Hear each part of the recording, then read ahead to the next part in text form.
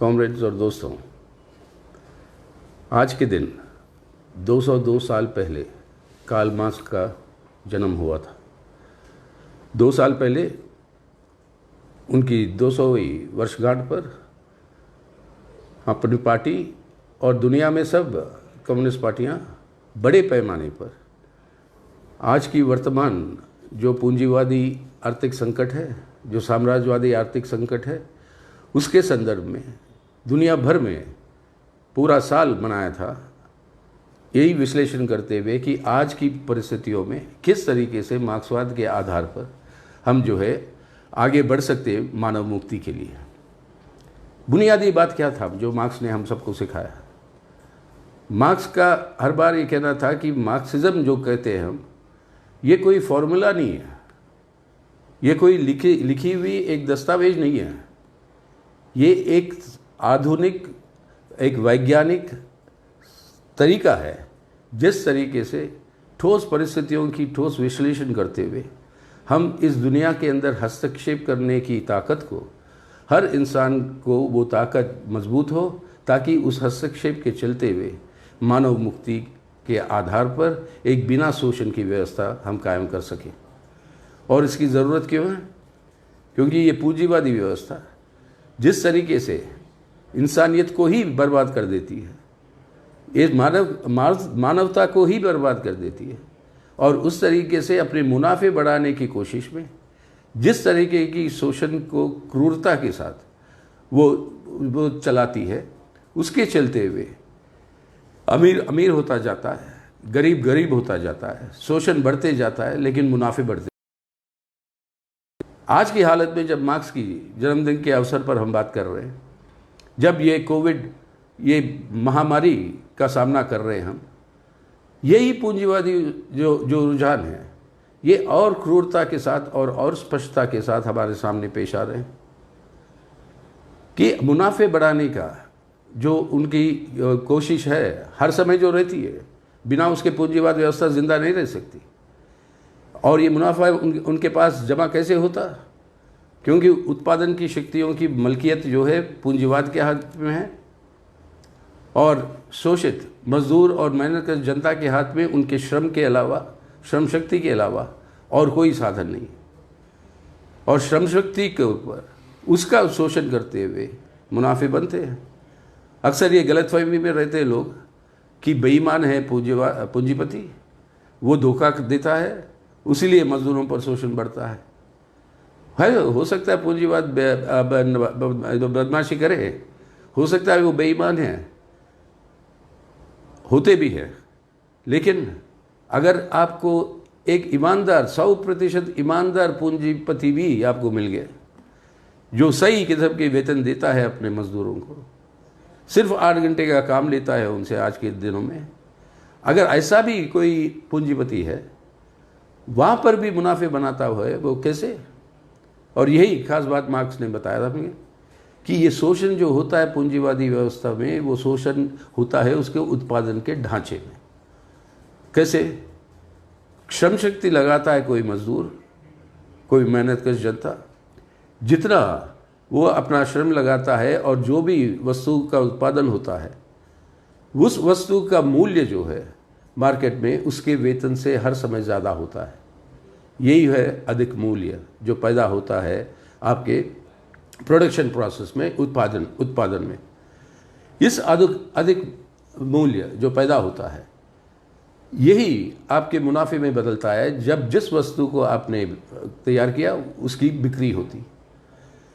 तो ये अधिक मूल्य की बिक्री के द्वारा वो मुनाफे में बढ़ना, ये है पूरी की पूरी जड़ पूंजीवादी व्यवस्था का। तो इस शोषण की व्यवस्था को अगर बदलना है तो इस उत्पादन के ढांचे को ही उखाड़ फेंकना है। वही है क्रांतिकारी मकसद मार्क्सवाद का। और उस उत्पादन के ढांचे को अगर उखाड़ फेंकना है तो किस आधार पर होगी? ठोस परिस्थितियों की ठोस विश्लेषण करते हुए, वहाँ पर अपनी ताकत और क्षमता को मजबूत करते हुए हम हस्तक्षेप करें ताकि इस व्यवस्था को हम बदलें, बिना शोषण की एक व्यवस्था का स्थापना हो। और आज की ठोस परिस्थितियाँ क्या? इस महामारी का मुकाबला हम सब कर रहे हैं। इसी महामारी के मुकाबले में हुआ क्या?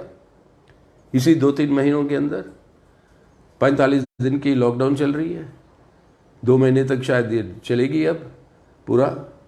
और ये इसी समय क्या देख रहे हो आप दुनिया में, इस पूंजीवादी व्यवस्था का रुझान। 10 जो आपके खरबपति है अमेरिका के अंदर, इन 10 खरबपतियों ने इस दौरान, इस महामारी से मुकाबला करने के दौरान, इन 10 खरबपतियों ने 208 बिलियन यानी 208 लाख करोड़ डॉलर की संपत्ति जो है उनकी बढ़ी।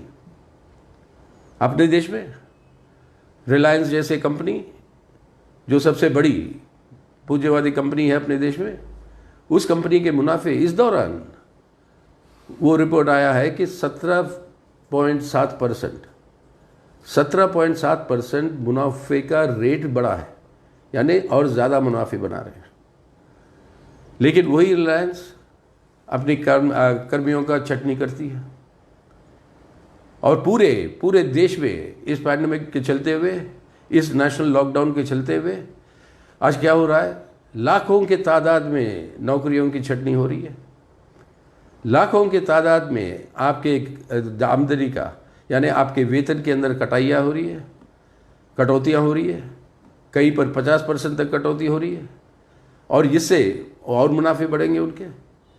और ये कि कहाँ तक पहुँच गई, एक संस्था जो हमारे अर्थव्यवस्था को मॉनिटर करती है, centre for monitoring Indian economy कहते हैं CMI, उसने अंदाज लगाया कि लॉकडाउन के शुरुआत से लेकर आज तक देश के अंदर 14 करोड़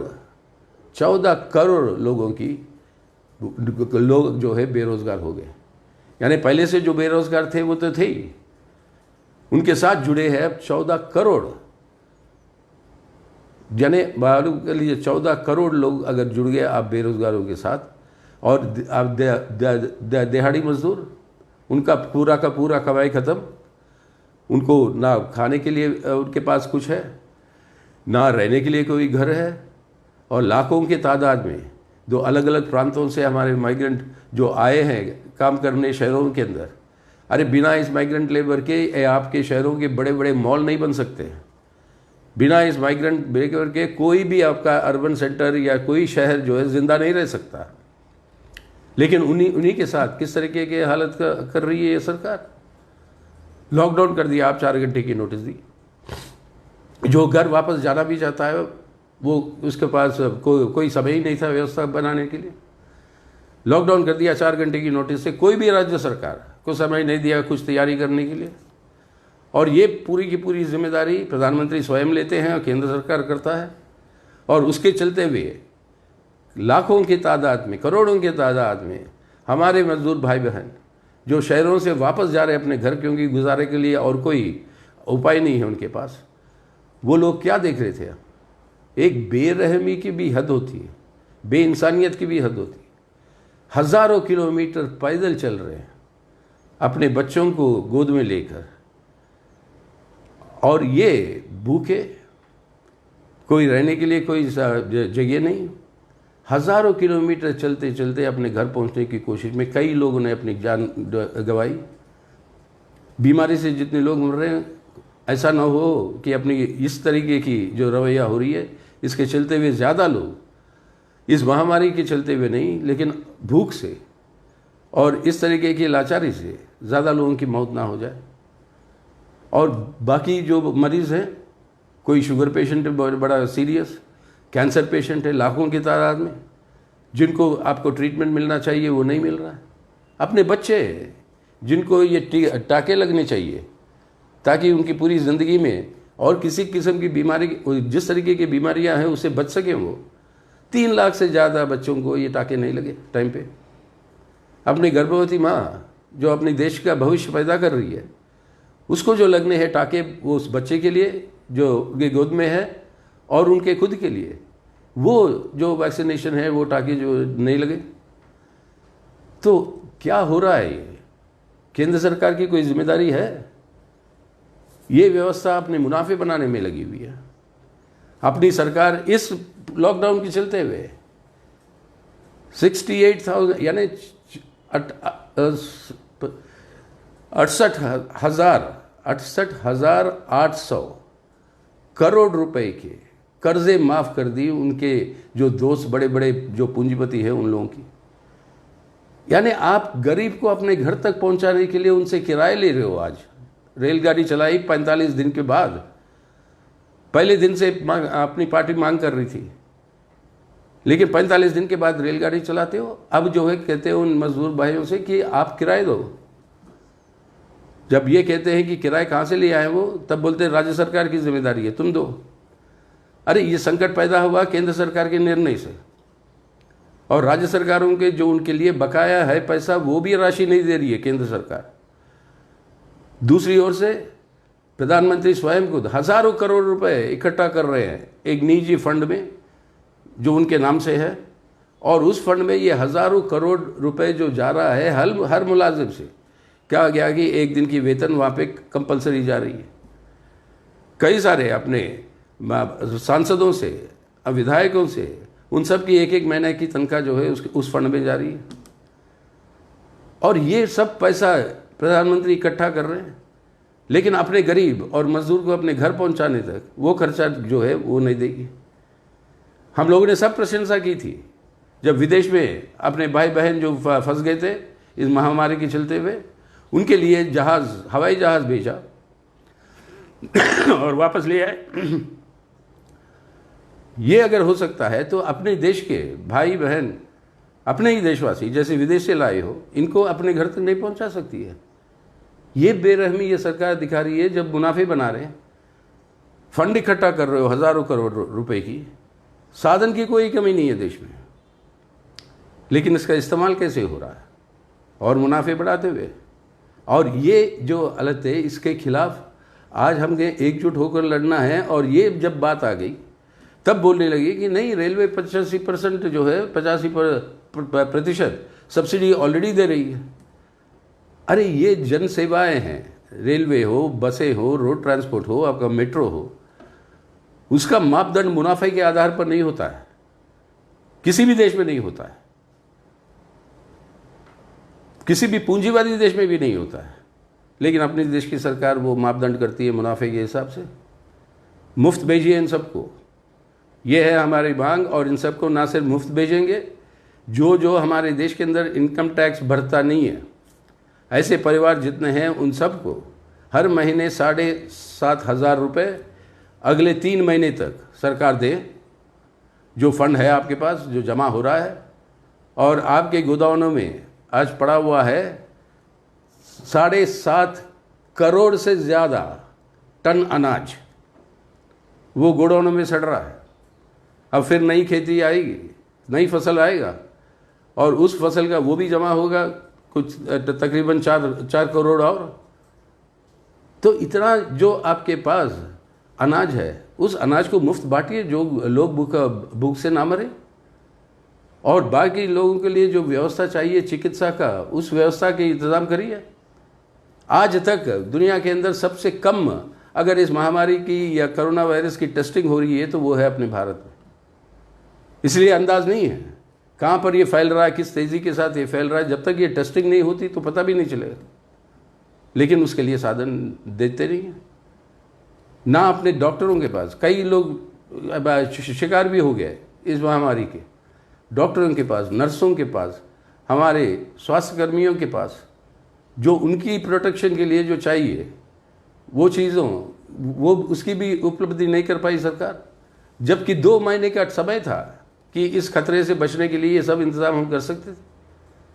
हमने किया केरल के अंदर, जब वामपंथी सरकार है, और वहाँ पर पहला केस भारत के अंदर वो पता चला 30 जनवरी को केरल में।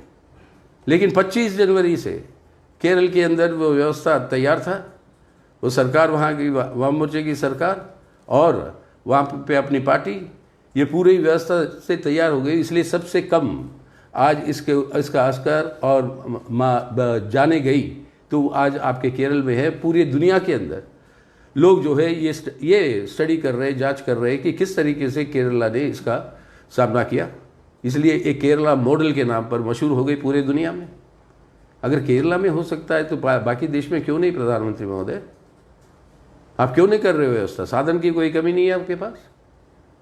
और ये एक तरफ ये पूंजीवाद का जो स्वभाव है, जो शोषण के आधार पर मुनाफे बनाने का जो रुझान है, जो उसको जिंदा रखती है पूंजीवादी व्यवस्था को, वो इतनी क्रूरता के साथ आज इस महामारी के दौरान पेश आ रहा है। तो इसलिए मार्क्स ने जो कहा, दुनिया को बदलना है, हमें दुनिया को बदलना है, इस क्रूरता को ख़त्म करना है, तो हमें आज एकजुट होकर महामारी के खिलाफ लड़ना होगा और इस व्यवस्था के खिलाफ लड़ना होगा जो महामारी के साथ साथ और भी बीमारियां फैला रही है और भी भूखमरी को बढ़ा रही है अपने देश में। लेकिन खतरे और भी है इस महामारी के सामने, जो ठोस परिस्थितियां हैं उसके अंदर। आज क्या हो रहा है? आज हमारे देश के अंदर आज कहते हैं सामाजिक दूरी रखिए। गलत बात है। सामाजिक दूरी का कोई मतलब नहीं होता है। शारीरिक दूरी रखिए, फिजिकल डिस्टेंसिंग, सोशल डिस्टेंसिंग नहीं है ये। शारीरिक दूरी और सामाजिक एकजुटता, सामाजिक दूरी नहीं, physical distancing and social solidarity, ये होनी चाहिए नारा। लेकिन इसके अंदर अपनी जो सांप्रदायिक ध्रुवीकरण को तेज करने के लिए एक समुदाय के खिलाफ उनको टारगेट करके उनके ऊपर हमले करना, पूरे दुनिया के अंदर बदनामी हो रही है अपने भारत की कि जिस तरीके से टारगेट करके किया जा रहा है देश के अंदर मुसलमान भाइयों बहनों के खिलाफ। बंद करिए इसको। एकजुटता के आधार पर ही हम जीत सकते हैं इस महामारी के खिलाफ। अगर हमारे समाज के अंदर ये भेदभाव ले आकर इसको अंदर अपनी एकता को कमज़ोर करके तोड़ना चाहते हैं, तो इन सांप्रदायिक तत्वों को जो आज ये ध्रुवीकरण बनाना चाहते हैं अपनी एजेंडा को आगे ले जाने के लिए, इनको जो है आप इनके ऊपर अंकुश लगाइए। लेकिन उल्टा क्या हो रहा? जो CAA, NRC और NPR के शांतिपूर्वक जो विरोध जो हो रहा था, उनके अंदर जितने लोग शामिल थे उनके नेताओं को चुन चुन कर आज गिरफ्तार किया जा रहा है। ऐसे कानूनों का इस्तेमाल किया जा रहा है जिसके अंदर कोई राहत की कोई स्कोप ही नहीं है। और ये समय जब जेलों के अंदर से लोगों को रिहा करनी चाहिए ताकि वहाँ पर महामारी बढ़ने की खतरा जो है ना हो, लेकिन उसका उल्टा और जेलों के अंदर भर रहे हैं। और कैसे लोग जो इस सरकार के खिलाफ जो भी आवाज़ उठाए उन सबको, ये हर समय होता रहा है। 130 साल पहले जब एक प्लेग फैली थी, जब ब्रिटिश हुकूमत था देश में, उन्होंने मरीजों को सबको इकट्ठा करके डिटेंशन कैंपों में भर दिया था। और उस कैंपों के अंदर जाने का मतलब है मौत। कोई सुविधा नहीं थी वहाँ पे। इसके खिलाफ देश का राष्ट्रीय आंदोलन जब उठ पड़ा और विरोध होने लगे और 2 छात्र जाकर वहाँ पर वो प्लेग कमिश्नर को गोली से मार दिया, एक नया कानून आई, एपिडेमिक डिजीजेज एक्ट। वही कानून का दूसरा रूप आज हमारे पास है, डिज़ास्टर मैनेजमेंट एक्ट।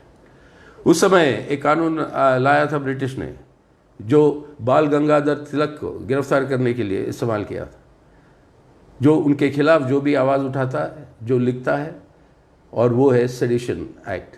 ये सेडिशन एक्ट आज भी इस्तेमाल होता है। जो भी सरकार के खिलाफ बात करते हैं उनको गिरफ्तार करके और करने के लिए ये सेडिशन एक्ट का इस्तेमाल करते हैं। महात्मा गांधी पे किया था ब्रिटिश वालों ने। ये मोदी सरकार अब अपने लोगों के ऊपर जो उनके खिलाफ उठाती है आवाज़, कई सारे पत्रकारों को अब उनके खिलाफ केसेस फाइल्ड हैं, कई सारे हिरासत में होंगे। लेकिन कोई भी आवाज़ उठाएगा उनके खिलाफ, उनके ऊपर ये अंकुश था। यानी इमरजेंसी की बात छोड़िए, ये तो एक ऐसी एक निरंकुश सरकार आज हमारे सामने आई है, अधिनायकवाद सरकार अपने सामने आई है, जो नए नए टेक्नोलॉजिकल ऐप्स जो है वो ज़बरदस्ती कह रहे हैं कि सब लोगों को उसको डाउनलोड करना चाहिए ताकि सरकार की निगरानी हर व्यक्ति पे हो, कौन क्या कर रहा है, किस समय कहाँ पे है। यानी अपनी निजी जो प्राइवेसी की जो अधिकार है, उस मौलिक अधिकार के ऊपर भी उल्लंघन। यानी एक ऐसा समाज बनाने की कोशिश जहाँ पर उनकी तानाशाही, उनकी हुकूमत, वो तानाशाही हुकूमत को और मजबूत करना है। यानी इसी महामारी को इस्तेमाल करके एक तरफ से अपनी मुनाफे बढ़ाने की जो योजना जो मैं बताया था आपको, दूसरी ओर से ये तानाशाही की रुझान और मजबूत करके एक ऐसा मतलब यंत्र बनाइए अपने सरकार को ताकि कोई भी सरकार के खिलाफ आवाज़ उठाने की हिम्मत ना करे और तीसरी ओर से हमारे समाज के अंदर सांप्रदायिक ध्रुवीकरण को और तेज़ करते हुए वही जो उनका जो एजेंडा है, एक फासीवादी देश के अंदर बदले, अपनी आज की धर्मनिरपेक्ष जनतंत्र का गणराज्य जो है, हमारे संविधान जो हमें देता है, उसको बदलिएगा उनकी एक कट्टरपंथी, एक फासीवादी एक मुल्क के रूप में। ये जो साजिशें जो चल रही है इस महामारी के दौर, आज ये ठोस परिस्थितियों का सामना भी करना ज़रूरी है। महामारी के खिलाफ हमें एकजुटता के साथ लड़ना है। अपनी पार्टी देश के अंदर कई सारे प्रांतों में जहाँ पर पार्टी उतनी मजबूत भी नहीं है, वहाँ पर भी राहत देने के लिए लोगों के बीच में जा रहे हैं और वहाँ तक जितनी भी संभव है उन लोगों के लिए खाना या उन लोगों के लिए ठहरने का व्यवस्था अपने पार्टी के साथी कर रहे हैं। वो हमारी इंसानियत का फ़र्ज़ और इस फ़र्ज़ को हम निभा रहे हैं, लेकिन सरकार अपनी फ़र्ज़ से मुकर रही है। आज सरकार के ऊपर ये दबाव डालने की ज़रूरत है। 7,500 रुपये हर महीने अगले 3 महीने तक आप कैश ट्रांसफ़र दीजिए। जो भी भूखा है उसको मुफ्त अनाज बांटिए। राज्य सरकारों के लिए पैसे के जो भारी कमी हो रही है, उनके पास ना उनकी बकाया भी आप दे रहे हो वापस, उनके लिए ये फ़ंड जो इकट्ठा कर रहे हो वो फ़ंड जो है वहाँ पर ट्रांसफ़र करिए, क्योंकि असली महामारी के खिलाफ लड़ने वाली सरकारें अगर है वो है राज्य सरकार। हमारे डॉक्टरों की हिफाजत करिए, नर्सों की और स्वास्थ्य कर्मियों की, उनको प्रोटेक्शन देते हुए हॉस्पिटलों के अंदर जो व्यवस्था है उस व्यवस्था को और व्यापक विस्तार करने की ज़रूरत पड़ी। तो ऐसे भी मुल्क है, पूंजीवादी मुल्क, जिन्होंने आज राष्ट्रीयकरण कर दिया हर निजी हॉस्पिटल और निजी हेल्थ सेवा को। स्पेन जैसे देश में, स्पेन जैसी देश की पूंजीवादी सरकार, वो पूंजीवादी देश वो आज ऐलान करती है कि हर इंसान के लिए वहाँ पे एक मिनिमम बेसिक मिनिमम इनकम होगी, यानी उसको दिया जाएगा वेतन, थोड़ा जो पैसा दिया जाएगा वो हर इंसान को पहुँचेगा हर महीने, ये महामारी के ख़त्म होने के बाद भी। अपने मुल्क के अंदर साधन की जैसे कमी नहीं है, जैसे मैं बता रहा था, तो अपने देश के लोगों की रक्षा के लिए आप नहीं कर सकते ही। तो ये आज हमें करने की ज़रूरत है, ताकि सरकार के ऊपर दबाव करते हुए ये अधिनायकवाद की तानाशाही की जो रुझान जो उनके क्या अब वो उभर कर आ रही है उससे लड़ते हुए, और हमारी देश के अंदर सामाजिक भाईचारा और एकता के लिए जो सबसे बड़ी ताकत है, इस महामारी से हमें बचना। तो मार्क्स के आधार पर अगर ठोस परिस्थितियों की ठोस विश्लेषण करते हुए हमें आगे बढ़ना है, तो ये है आज के सामने हमारे पास ये चुनौतियाँ। इसके अंदर एक वैज्ञानिक आधार से, एक वैज्ञानिक तरीके से अपनी क्रांतिकारी मकसद को आगे ले जाना, जो बुनियादी जुड़ाव जो मार्क्स ने सिखाया था हमें, एक तरफ वैज्ञानिक है, वैज्ञानिक शास्त्र है, दूसरी ओर तक क्रांतिकारी मानव मुक्ति की भावना है।